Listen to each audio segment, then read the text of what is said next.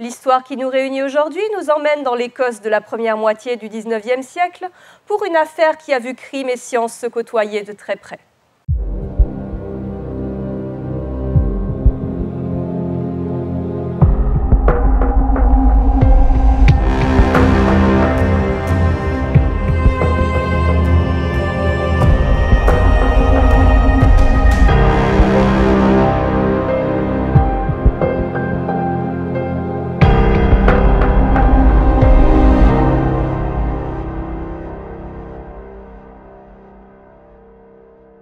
En ce temps-là, la capitale écossaise était loin d'être une carte postale pittoresque. Les conditions de vie étaient difficiles dans les ruelles étroites de cette ville fortifiée qu'on surnommait déjà depuis longtemps Old Reekie. Pour les moins familiers avec la langue de Shakespeare, to reek signifie empester. Cela vous permet d'imaginer l'atmosphère qui y règne alors.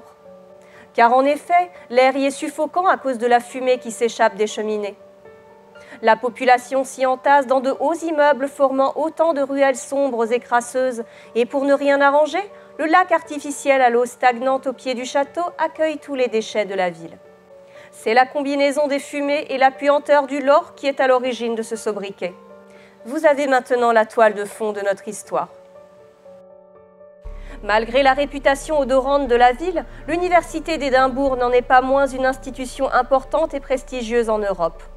Elle est à la pointe en ce qui concerne les sciences médicales et notamment l'étude de l'anatomie humaine. Pour mener leur cursus et faire progresser la médecine, les étudiants dissèquent des cadavres.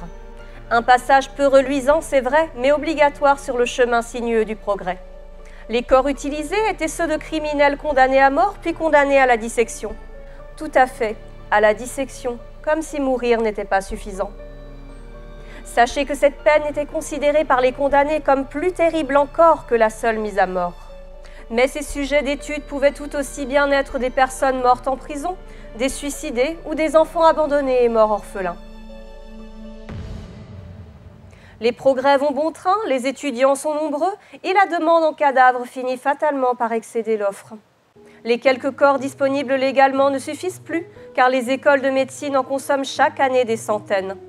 Et parce que sinon ce serait trop facile, c'est mieux s'ils sont frais et en bon état. En ce temps-là, il était inconcevable de donner son corps ou celui d'un parent à la science. Vous comprenez, les gens étaient très religieux. Les croyances, l'intégrité de la dépouille, la vie éternelle. Comme toujours, quand quelque chose vient à manquer, une filière illégale et très lucrative ne tarde pas à se mettre en place. Le procédé est simple, voler des cadavres pour les vendre aux médecins. Les écoles et leur personnel ne posent d'ailleurs jamais de questions sur l'origine des corps. Autant ne rien dire, puisque ça les arrange bien.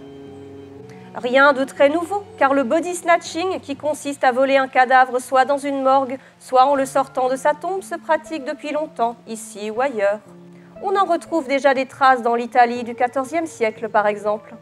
Ceux qu'on appellera les Resurrection Men ont surtout sévi au Royaume-Uni et aux États-Unis au XVIIe, XVIIIe et XIXe siècle. C'est cette dernière époque qui nous intéresse ici. Pour ces voleurs, la discrétion est de mise. La plupart du temps, ils travaillent en équipe, motivés par les médecins qui les payent grassement. Agissant la nuit, très rapidement et à l'abri des regards, ils sont précisément renseignés sur les emplacements des tombes les plus fraîches. Le temps imparti avant que le cadavre ne commence à se décomposer étant très court, il fallait après l'exhumation le transporter rapidement et discrètement à l'école de médecine. Contrairement au pillage de tombes plus classiques, disons, les trafiquants de cadavres laissent vêtements et objets derrière eux en refermant la tombe, car seuls les corps les intéressent. D'un point de vue légal, la situation est compliquée, car c'est un vide juridique. Un cadavre n'appartient légalement à personne, donc les autorités tendent à fermer les yeux sur ce qu'ils considèrent comme un mal nécessaire. Cependant, si des biens venaient à être dérobés, le contrevenant risquait la prison. Le prix des corps varie selon la saison. De 8 livres en été, où les températures estivales accélèrent sa décomposition, à 10 en hiver, où le froid est plus propice à la conservation et où il était donc possible de pratiquer plus de dissections sur le même corps. Prendre autant de risques pour 10 livres. Oui, car il faut remettre la somme dans son contexte. Le salaire d'un ouvrier ou d'une servante ne s'élève qu'à 14 livres par an. De quoi améliorer sensiblement son quotidien en échange d'une virée nocturne en compagnie de sa pelle.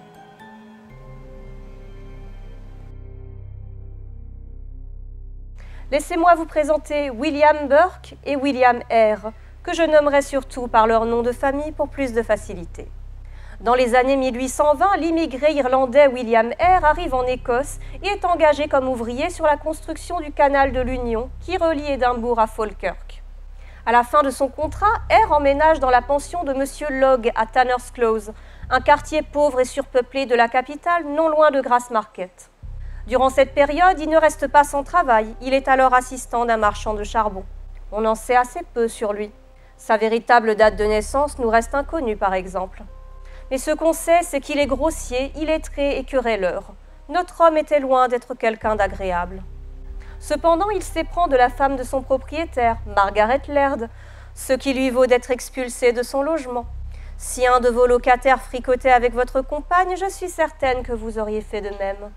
Peu de temps après, coup du destin, le propriétaire décède et Eyre non seulement emménage à nouveau dans l'immeuble, épouse Margaret, mais prend aussi la direction de la pension. Je vous vois déjà venir me dire que le hasard est un peu gros, et pourtant, point de meurtre ici, je vous l'assure. William Burke, notre second protagoniste, est également d'origine irlandaise. Il est quant à lui issu de la classe moyenne. Il a servi dans l'armée britannique jusqu'à rencontrer sa première épouse. Le mariage est un échec et c'est en 1818 qu'il déménage en Écosse où il s'engage comme ouvrier sur le canal de l'Union, tout comme William Eyre. Vraisemblablement, ils ne se sont pas rencontrés à ce moment-là. C'est après la fin des travaux sur le canal que Burke et sa seconde épouse Hélène MacDougall emménagent à Édimbourg, dans la pension de Tanner's Close tenue par William Eyre. Il travaillera d'abord comme vendeur à la sauvette de vêtements d'occasion avant de devenir par la suite cordonnier. Retenez bien ce métier qui ne manquera pas de donner une touche d'ironie à la fin de cette histoire. William Burke, à l'instar de William Eyre, est connu dans le quartier pour être quelqu'un d'agréable, qui danse et qui chante lorsqu'il exécute son travail. Malgré leurs différences, les deux hommes se lient d'amitié. Le 29 novembre 1827, un locataire de la pension de Eyre répondant au nom de Donald décède. Sauf que le pauvre Donald n'a pas payé son loyer. Et maintenant qu'il est mort, comment va-t-il s'acquitter de sa dette? Le propriétaire a bien une idée. Et s'il volait son cadavre pour le revendre à une école de médecine? Il paraîtrait que ça paye bien. Avec l'aide de Burke, Eyre se rend dans l'appartement du défunt où celui-ci repose dans son cercueil fermé en attente de son enterrement.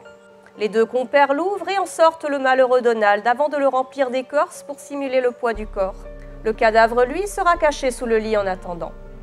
Les deux hommes se rendent alors à l'université d'Édimbourg à la recherche d'un acheteur.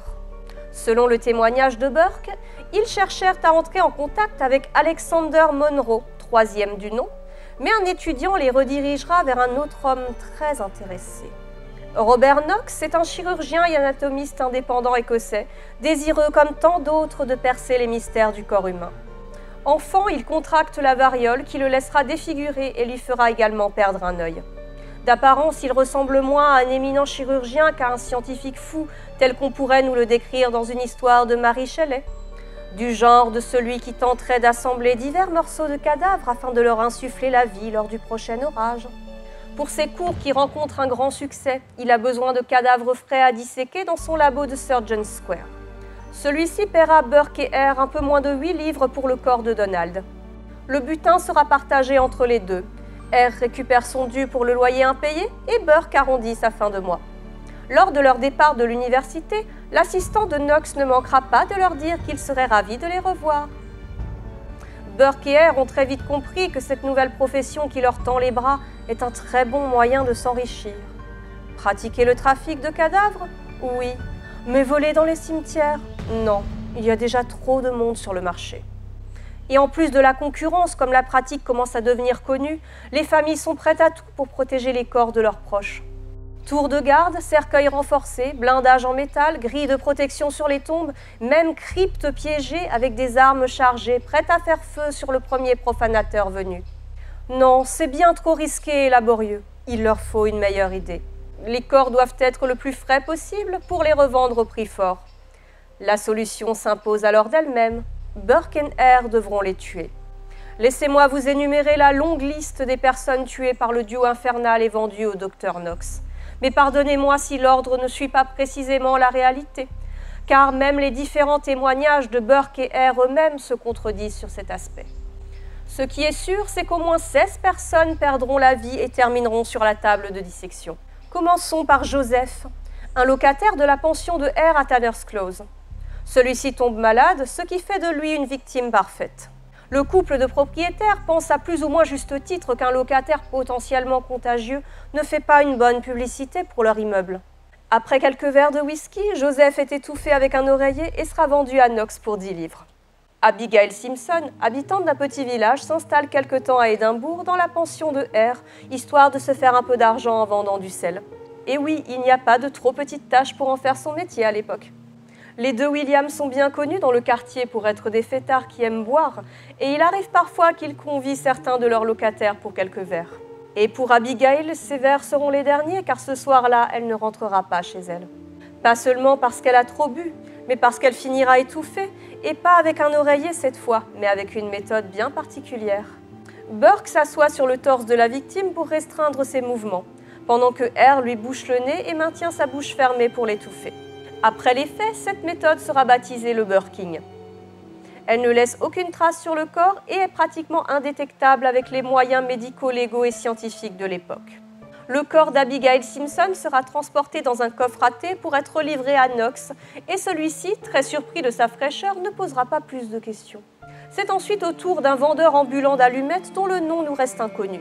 Tout ce qu'on sait, c'est qu'il est anglais et qu'il réside bien entendu dans la pension de Monsieur R. Pas de chance pour lui, il attrape la jaunisse et vous savez que c'est pas bon pour les affaires. On risquerait de croire que l'immeuble est contaminé. Son séjour se termine dans le laboratoire de Robert Knox en échange de 10 livres. Un peu plus tard, Margaret, l'épouse de R, invite une vieille femme à boire quelques verres jusqu'à ce qu'elle s'endorme sous l'effet de l'alcool. Cette fois, la malheureuse s'étouffera toute seule. Enfin, quand même après que R l'ait recouverte d'un édredon lourd et épais dans ce but. Le soir venu, Burke rejoint son acolyte pour la livraison et une fois de plus, ils repartent avec 10 livres. À ce stade déjà, on peut se rendre compte du potentiel lucratif de l'activité puisque, je vous le rappelle, un corps vaut presque 1 an de salaire. Au centre-ville, dans le quartier de Canongate, Burke rencontre 2 femmes, Janet et Mary. Bon gentleman, il leur paie un coup dans une taverne avant de les inviter chez lui pour un petit déjeuner. Si le coup s'est fini sur une proposition de petit déjeuner, c'est qu'on peut aisément supposer qu'ils ont passé la nuit entière à boire. Finalement, ce n'est pas chez Burke, mais chez son frère, 2 bouteilles de whisky à la main, qu'ils finiront au petit matin. Mary s'endort sur la table, mais Janet et William continuent à boire et à discuter. Soudain, la porte s'ouvre et Helen McDougall, la femme de Burke, fait irruption dans la pièce en faisant une scène de jalousie. Elle accuse son mari d'avoir une maîtresse et une dispute éclate entre eux. Janet, pas spécialement ravie d'apprendre que Burke était marié, se lève et s'en va. Tant mieux pour elle puisqu'elle aura la vie sauve. Contrairement à son amie qui dort toujours. Helen quitte également la pièce, pas par simple colère, mais pour aller chercher R et sa femme. Le couple arrive peu de temps après, et après avoir enfermé leur femme dehors pour les calmer, ils tuent Mary dans son sommeil. Vous comprenez, le meurtre c'est quelque chose de sérieux, et c'est uniquement l'affaire des 2 Williams. Hélène récupérera quand même les vêtements de la malheureuse assassinée, car il n'y a pas de petit profit, et le corps de Mary est transporté dans le coffre à thé jusqu'à chez Knox. Ce dernier était plus que ravi, car le corps était encore chaud lors de la livraison. Même si le médecin en chef se montre peu regardant sur la provenance des corps, cette fois l'un de ses assistants, William Ferguson, leur demande quand même où ils l'ont trouvé, parce qu'il avait comme l'impression de l'avoir déjà vu. Burke et R répondront qu'ils ont acheté le corps à une vieille à Canongate et que la fille s'était enivrée jusqu'à en mourir. Morte dans l'alcool, la pauvre Mary sera conservée par Knox pendant plusieurs mois avant de procéder à sa dissection. Et pour cela, il la mettra dans du whisky. Ça ne s'invente pas. Quand Janet réapparaîtra pour avoir des nouvelles de son amie, on lui dira juste qu'elle est partie à Glasgow avec un vendeur ambulant. Visiblement, l'excuse donnée lui a suffi. Nouvelle locataire, nouvelle victime, Madame Haldane. Ivre morte dans l'étable, Burke et R l'assassinent et la vendent à Knox. Quelques mois plus tard, c'est sa fille Margaret Haldane qui arrive dans l'immeuble. Rien ne précise si elle a demandé ce qui est arrivé à sa mère, mais peu importe. Burke boira avec elle et la tue, vous connaissez la musique, mais cette fois il le fait sans l'aide de R. C'est le même solo macabre que joue Burke peu de temps après avec une autre vieille femme. Est-ce que c'est une impression ou est-ce que Burke vient d'empocher 18 livres à lui tout seul? Ne commencerait-on pas à trahir son partenaire? Eh bien non, car même si les meurtres sont solos, la livraison et la sortie au chapeau se jouent toujours à deux. Effie est une femme qui pour vivre fouille les poubelles et vend ses trouvailles. Connue de Burke, elle lui avait déjà fourni des pièces de cuir pour ses travaux de cordonnerie. William et William la tueront dans l'étable après l'avoir fait boire, ce qui commence sérieusement à devenir une habitude pour eux.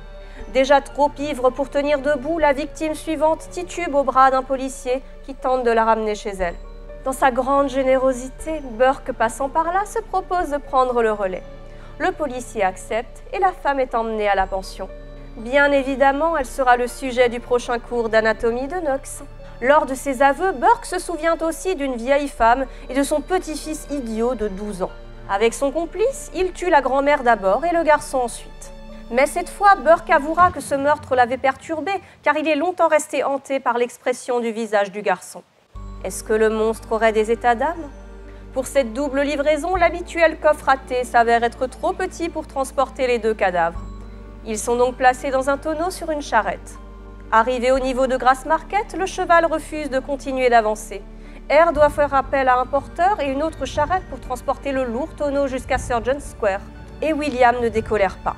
L'entêtement de son cheval aurait bien pu le mener à sa perte si les corps avaient été découverts. C'est pourquoi, de retour à la maison, il tire une balle dans la tête de l'animal. Pendant l'été, Burke et sa femme Hélène se rendent à Falkirk pour rendre visite à de la famille. Au même moment, R est à court d'argent et doit même mettre certains de ses vêtements en gage. Avec les sommes rapportées par le trafic de cadavres, c'est vraiment à se demander comment il gère son argent. De toute façon, de tout temps, qu'il vole, qu'il tue pour de l'argent, malgré les sommes accumulées, il semble bien que les criminels aient un problème récurrent avec la gestion de leur cagnotte. Quoi qu'il en soit, lors de son retour de Falkirk, Burke trouve R avec de nouveaux vêtements et il ne semble plus avoir de problèmes financiers comme avant son départ. Aurait-il travaillé seul en son absence ?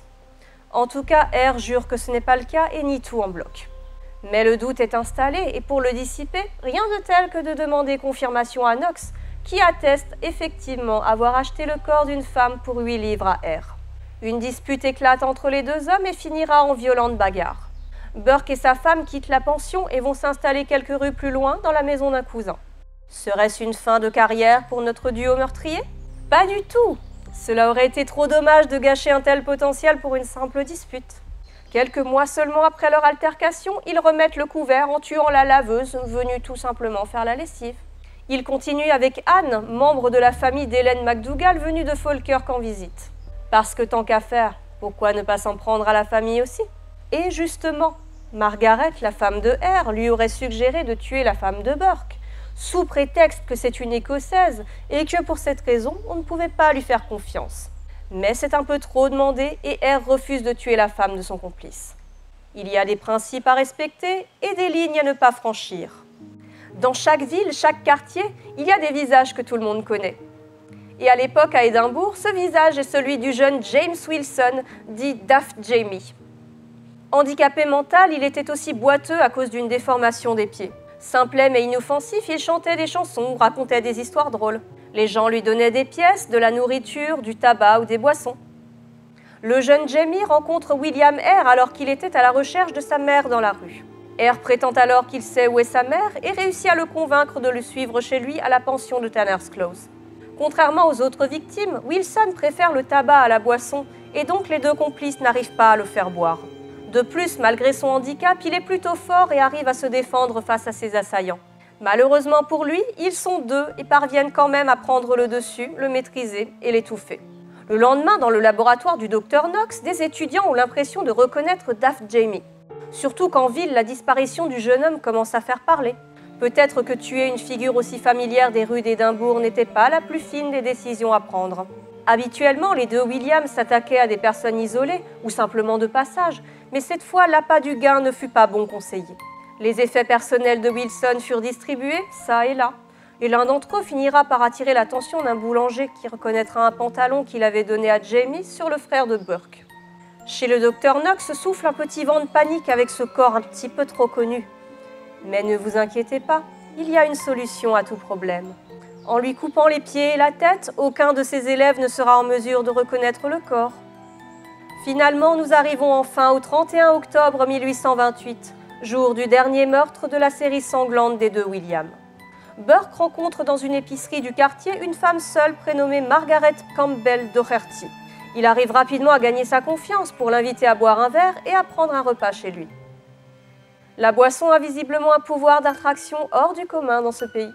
Margaret Doherty est une pauvre femme errant seule dans les rues à la recherche de son fils disparu.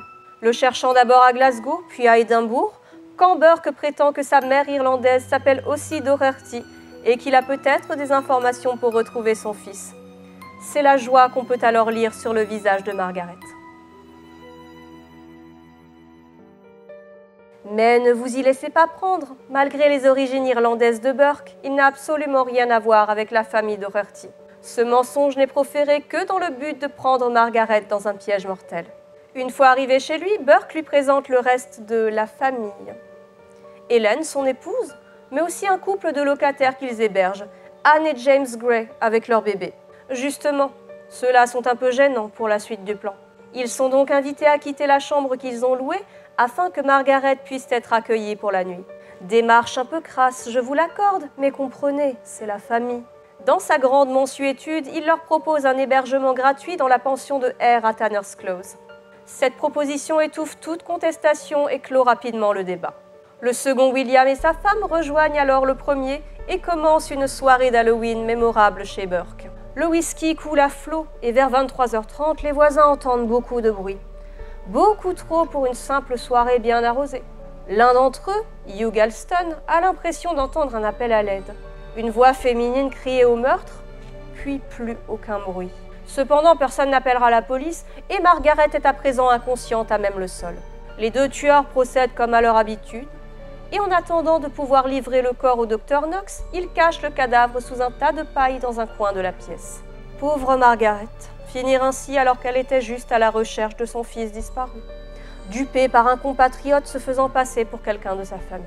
À l'aube, Burke se rend chez David Patterson, l'un des assistants du docteur Knox qui habite tout près, afin d'organiser la livraison du corps. Pendant ce temps-là, les Gray font comme convenu leur retour pour le petit déjeuner. Surpris de voir que Margaret n'est plus là, ils interrogent Hélène à ce propos.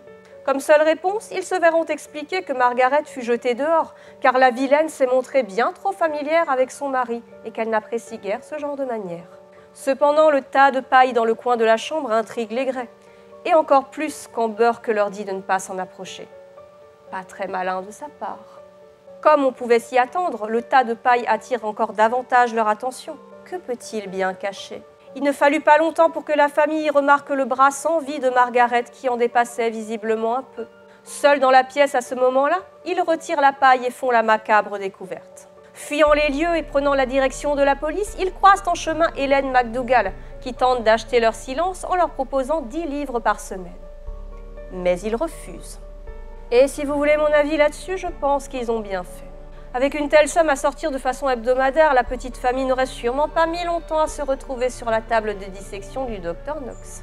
Burke et R sont sur le point d'être démasqués. Ils tentent leur dernière chance en apportant rapidement le corps à Knox de façon à effacer les preuves.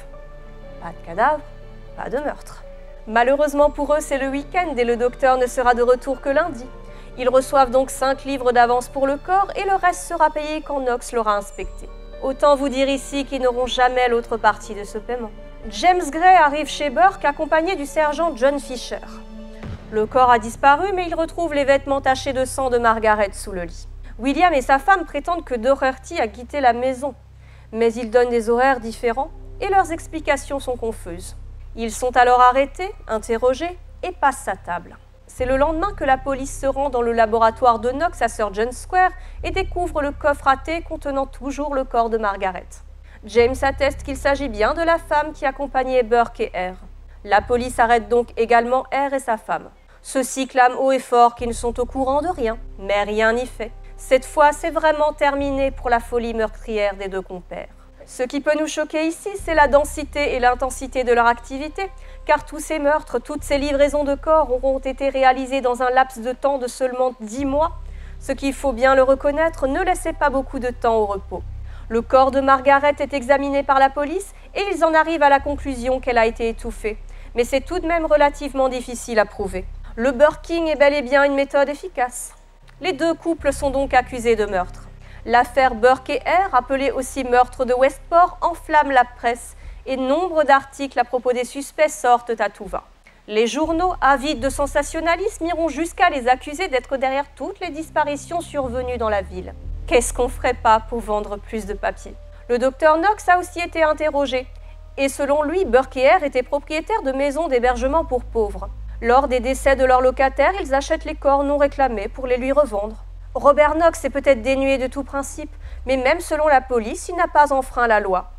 Il sera ni accusé, ni condamné, mais sa participation à ce scandale ternira à jamais sa réputation. Qui faut-il condamner pour ces meurtres? Les deux couples? Hélène Margaret et les deux William? Le Lord Advocate Sir William Ray, chef des officiers de justice de la couronne écossaise, opte pour une méthode fréquemment utilisée lorsqu'il y a plusieurs suspects pour un crime. Se concentrer sur un seul des individus afin de le faire témoigner contre ses complices. C'est Hare qui sera choisi. Le Lord Advocate lui propose l'immunité s'il accepte d'avouer ses crimes et de témoigner contre tous les autres, tout en donnant les détails de tous les meurtres. Hare accepte. Il sait que s'il refuse, il se balancera au bout d'une corde, et dans ce cas, tant pis pour son ami, c'est chacun pour soi. La femme de Hare est également protégée, puisque les lois stipulent qu'il ne peut pas témoigner contre son épouse. Hare racontera tout dans les moindres détails et livrera peu ou prou à la police le même récit des meurtres que celui que je viens de vous faire. Le procès de William Burke et Helen McDougall pour les meurtres de Mary Patterson, James Wilson et Margaret Doherty s'ouvre la veille de Noël, le 24 décembre 1828, à la Haute Cour de justice d'Édimbourg. Peu après l'ouverture des portes, la salle est déjà pleine et une foule est assemblée devant le tribunal. La foule est dense et la couverture médiatique de l'affaire n'y est pas pour rien. Plusieurs centaines de policiers sont là afin d'éviter tout débordement. Les témoins défilent les uns après les autres à la barre. Le docteur Knox et 3 de ses assistants refusent de venir, mais David Patterson se présentera et confirmera que le couple a bien fourni des corps au médecin. Le procès ne durera qu'une seule journée, mais sera ininterrompu jusqu'au petit matin du jour d'après. C'est une façon originale de passer le réveillon de Noël. Les témoignages de Burke et sa femme seront lus à leur place, et à 3 heures du matin, l'avocat de Burke commencera sa plaidoirie qui durera 2 heures, suivie de celle de l'avocat d'Hélène McDougall. J'espère que vous avez prévu assez de café pour tenir. C'est à 8h30 le lendemain matin que le jury se retire pour délibérer. 50 minutes plus tard, William Burke est déclaré coupable et Hélène McDougall est acquittée par manque de preuves. Le lord juge greffier David Boyle prononce la sentence. William Burke sera pendu et disséqué publiquement. Son squelette sera préservé pour que ses crimes entrent à la postérité à jamais. Entre la fin du procès et son exécution, Burke fera de nouveaux aveux lors de son séjour en prison, bien plus détaillés que les précédents. Dans quel but? On ne sait pas. De toute façon, ça ne changera rien à sa condamnation. Il est pendu le 28 janvier 1829 à 37 ans au Lawn Market, devant un public de plus de 20 000 personnes, dans une ville qui comptait à l'époque environ 150 000 habitants. Autant vous dire que c'était l'attraction de l'année. Certains spectateurs sont même allés jusqu'à payer les habitants des immeubles autour de la place pour pouvoir regarder l'exécution depuis leurs fenêtres. Bien que l'opinion publique appelle également à la pendaison de Hare et même du docteur Knox, seul Burke sera exécuté. Vous vous rappelez du professeur Alexander Monroe? J'en ai parlé tout au début de ce récit. C'est à lui que Burke et Hare voulaient vendre le premier corps avant d'être redirigés vers Knox. Eh bien, en plus d'avoir échappé à un énorme scandale, c'est lui qui sera chargé de disséquer le corps de Burke. Son squelette sera préservé et est toujours visible au musée anatomique de l'Université d'Édimbourg. Un carnet de notes sera confectionné avec sa peau. Il est conservé au musée de Surgeons Hall. Un petit portefeuille est également exposé dans le plus petit musée du monde, dans la boutique du Cadiz and Witchery Tours. En tant que cordonnier, je pense qu'il aurait apprécié la qualité du travail. Un morceau de son cerveau est conservé dans un bocal au musée des sciences de Londres et aux archives de l'Université d'Édimbourg, une note écrite avec son sang par le professeur Monroe. Ceci est écrit avec le sang de William Burke, pendu à Édimbourg le 28 janvier 1829 pour le meurtre de Mrs. Campbell Doherty. Le sang a été prélevé de sa tête le 1er février 1829. Bon, c'est très factuel et pas très original. Alexander Monroe reste un docteur, pas un poète. L'affaire Burke et Hare a eu le mérite de mettre en lumière le trafic illégal de cadavres dans le but de fournir les étudiants en médecine, que ce soit par le meurtre ou les pillages de tombes. Pour stopper ces activités, il en résultera l'Anatomy Act de 1832. Il sera désormais possible pour les familles de donner le corps d'un parent à la science. L'utilisation de corps non réclamés devient aussi possible. L'Anatomy Act supprimera également la condamnation à la dissection. Arrivé à la fin de ce récit, vous vous posez peut-être une question. Que sont devenus les autres? William R. et sa femme, la femme de Burke et le docteur Knox. C'est très incertain, mais il paraîtrait que William R. est parti à Londres. Il aurait été agressé et jeté dans une fosse à chaux, devenant aveugle à la suite de ça. On raconte qu'ensuite il aurait terminé sa vie comme mendiant aveugle dans les rues de la capitale anglaise. Mais une autre version de son histoire existe aussi et raconte qu'après avoir quitté Édimbourg, il aurait été vu dans les environs de Dumfries et serait retourné en Irlande. On ne saura jamais ce qu'il est advenu de lui. Quant à sa femme Margaret, elle aurait pris un bateau pour Belfast et aurait été vue dans les années 1850 travaillant comme gouvernante à Paris. Hélène MacDougall, la femme de Burke, dont il a clamé l'innocence jusqu'au bout, aurait fui vers le nord de l'Angleterre après avoir été victime d'agressions de la part de manifestants. Elle aurait terminé ses jours à l'autre bout du monde, en Australie. Le docteur Knox est devenu le médecin le plus détesté d'Édimbourg et quittera la ville en 1842 après la mort de sa femme. Il partira pour Londres et réussira à nouveau à se faire une petite place en devenant anatomiste au Cancer Hospital en 1856. Il décédera en 1862 à l'âge de 71 ans.